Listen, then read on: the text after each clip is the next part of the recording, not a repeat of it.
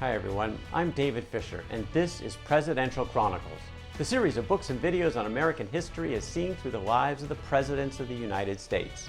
This episode is from the life of James Monroe, and the focus is dealing with Jackson. The year is 1817, the Monroe administration is now in place, and he has a foreign policy challenge right on his southern border.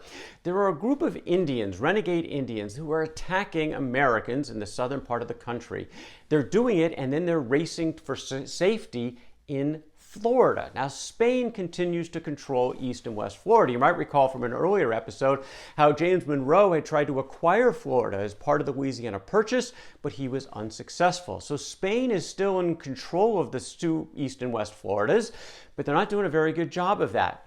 Part of their responsibilities would be to police this territory and not allow these Indians to go in and out of their territory simply to hide in safety, attack Americans, and come back again.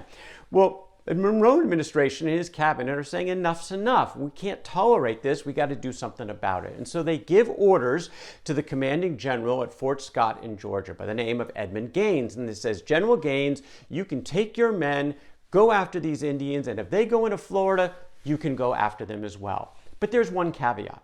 We're not at war with Spain. We're after these Indians, so don't attack the Spanish. If you come across a Spanish-held town or a Spanish fort, you are not to attack them.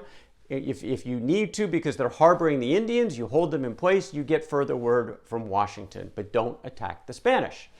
Well, Gaines, unfortunately, is not available for this assignment because he's off doing some other duties, and so it falls to the next man in line, which is Major General Andrew Jackson, the hero of New Orleans, a hero across the country, and he is more than ready to go into Florida to not only take care of these Indians, but he has other ideas in mind. In fact, he writes a personal letter to the president and suggests maybe a policy change to actually go take Florida in and of itself. And he says to the president, this can be done without implicating the government. Let it be signified to me through any channel, say Mr. J. Rhea, which is John Rhea, a congressman from Tennessee, that the possession of the Floridas would be desirable to the United States, and in 60 days it will be accomplished. Well, James Monroe, the president, was ill when this letter arrived, and he never saw it. At least he certainly claims he never saw it. It was given to Secretary of the Treasury, William Crawford, and Secretary of War, John Calhoun. They looked at it. They didn't act on it. Nobody sent any message through a Congressman Rhea or directly to Jackson changing his orders. So that was pushed off to the side, and Jackson now is going to go off, do his duty, go after the Indians. If he needs to go into Florida, that's fine, but don't disturb the Spanish. Well, Jackson typically did what Andrew Jackson wanted to do. He was often insubordinate. He would put his own view of the right thing to do in front of his superiors, and that's basically what happened in this case. So he's all prepared to go after the Indians. He knows the territory well. He's been there before. He's got his both militia and regular army, and they go after the Indians one after another after another. They track them down. They kill them. They maim. They burn out their towns. The whole idea was to get them to a position where they can no longer threaten the southern part of the United States. But Jackson doesn't stop with the Indians. He believes that the Spanish are harboring the Indians, and so he's going to go after a couple of Spanish territories, including St. Mark's. And in St. Mark's, sure enough, he takes that property away from the Spanish through force of arms. He also comes across a Scotsman by the name of Alexander Arbuthnot, a member of the British community, and he captures him and claims that this gentleman was actually aiding and abetting the enemy, so he holds him in his custody. Jackson continues. He goes after other areas. He comes across another member of the British community, and this is a former member of the Royal Marines by the name of Robert Ambrister. And he also finds him to be aiding and abetting the enemy. So for these two, he holds a military tribunal. They are both found guilty of the charge, and Andrew Jackson executes both members of Britain. He continues, because he's not done yet finally squelching any possibility that these Indians could come in and attack Americans. And so he goes again against a Spanish town. This time it is Pensacola in the western part of the Panhandle in West Florida. And the Spanish governor of that town comes out and says, don't do this. We are not at war with the United States. If you want to go after the Indians, fine, but we're not doing anything against you. Don't you dare come after us. Well, Andrew Jackson's not going to take this. He says, look, either be attacked or get out of the way. We're taking this town. And they stand aside, and Jackson takes the town.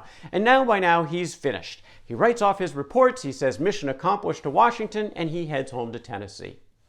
The problem is the reception in Washington for Jackson's action are not what he would have expected. They are outraged, they are angered. These are acts of war that Andrew Jackson has now committed against Spain and potentially against Britain as it went against the British citizens, and the cabinet is dumbfounded, trying to figure out what to do. Well, there is some divide in the cabinet. Actually, John Quincy Adams, the Secretary of State, sides with Jackson. He believes that the Spanish were culpable here. They were not policing their territory, not living up to their treaty obligations, and Jackson had every right to do what he did. But he's a lone man in the cabinet. Everybody else is against Jackson's action.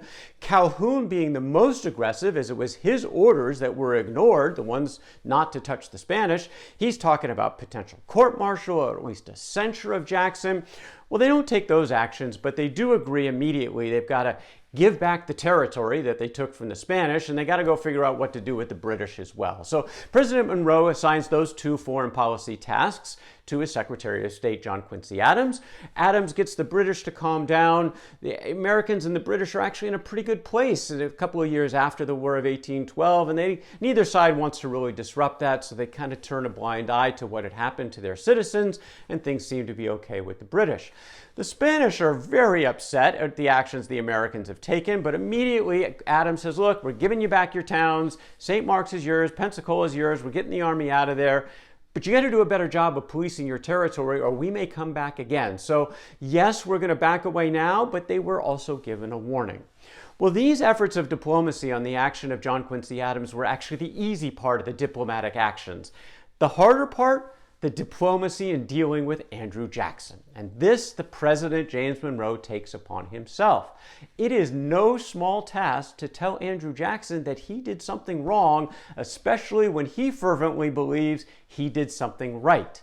But that's the task that James Monroe handed himself, and he took several weeks to craft out by hand this letter to Andrew Jackson, in which he says pretty clearly, in calling you into active service against the Seminoles and communicating to you the orders which had been given just before to General Gaines, the views and intentions of government were fully disclosed in respect to the operations in Florida.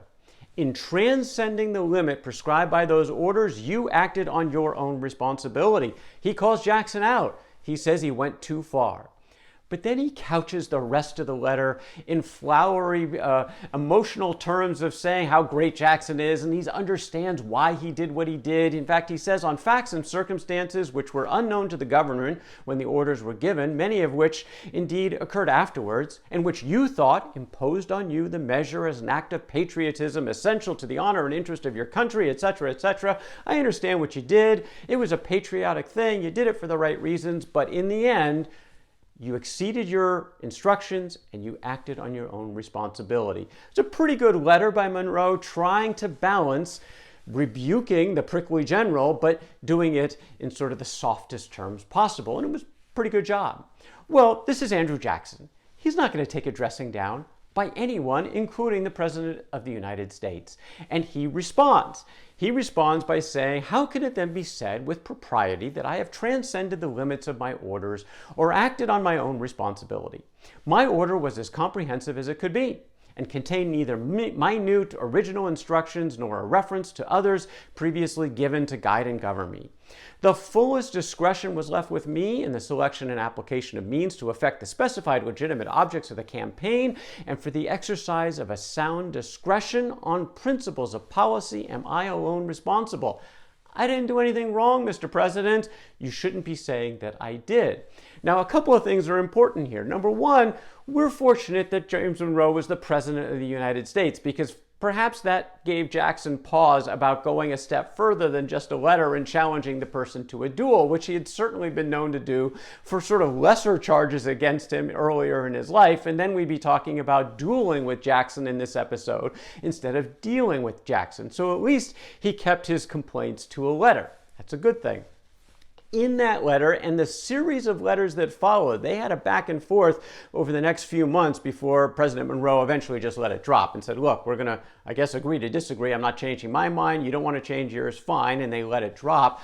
But in none of these letters did Andrew Jackson raise anything about a back-channel set of orders that he got through a Congressman John Rhea. Remember that reference earlier that was never responded to?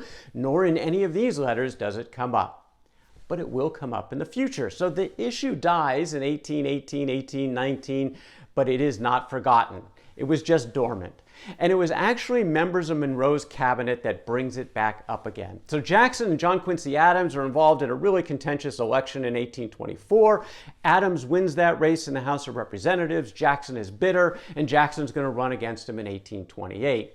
And along comes William Crawford, that former Secretary of the Treasury, and he has it in for John Calhoun, who's the Vice President of the United States, as Jackson wins the election in 1828. But Crawford is interested in drawing a wedge between Calhoun and Jackson. And so what does he do? He leaks it that in those debates over Jackson's behavior in the Seminole Wars in Florida, it was actually Calhoun, not Quincy Adams, who was the most aggressive in looking to have some form of punishment of Andrew Jackson. So the whole thing starts coming out in the public again. Well, this time Andrew Jackson plays another card. All of a sudden, he claims that in fact President Monroe had responded to his letter, had given him these new orders, giving him permission to capture any part of Florida if possible, including going after the Spanish, in some form of back-channel communication through Congressman John Rhea. In fact, he even gets Rhea to admit to this, although it's a really suspicious method. He basically writes Rhea a letter and says, "Will you please," almost verbatim, write back to me and say that, yes, you did these things. And so Rhea is aging, he's infirm at the time, he loves Jackson, and so he does his bidding. And so Jackson now has this assurance from John Rhea that in fact this had occurred. Well, then people ask him, well, where's the letter that you got from James Monroe, the President of the United States, back in 1818? Well, I burned it. Okay, because Jackson continues to try to cover his tracks. Well, James Monroe is not going to take this. As we have seen in prior episodes, he's going to stand up for his honor against George Washington, Alexander Hamilton, and now he's going to do it against Andrew Jackson. It's now 1831, and this is still going on, and Monroe is dying, but he is not going to die without putting the record straight. He writes publicly, "First, it is utterly unfounded and untrue that I ever authorized John Rhea to write any letter, whatever, to General Jackson, authorizing or encouraging him to disobey or deviate from the orders which had been communicated to him from the Department of War.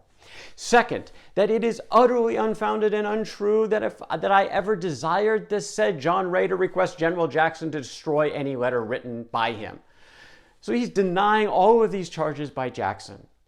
Now, pretty soon James Monroe would be dead. There would be no continuing of this. But it is noteworthy that Monroe, in standing up for his own honor, did something that very few people get to do: have the last word in a public spat with Andrew Jackson. But that's what Monroe does when he tries to put this to bed with this final letter. Challenging times between James Monroe and Andrew Jackson that spreads over the course of many years. That is James Monroe and Dealing with Jackson from the life of James Monroe. For more Presidential Chronicles, check out my books on Amazon.com, and don't forget to subscribe to my YouTube channel. Until next time, I'm David Fisher, and this is Presidential Chronicles.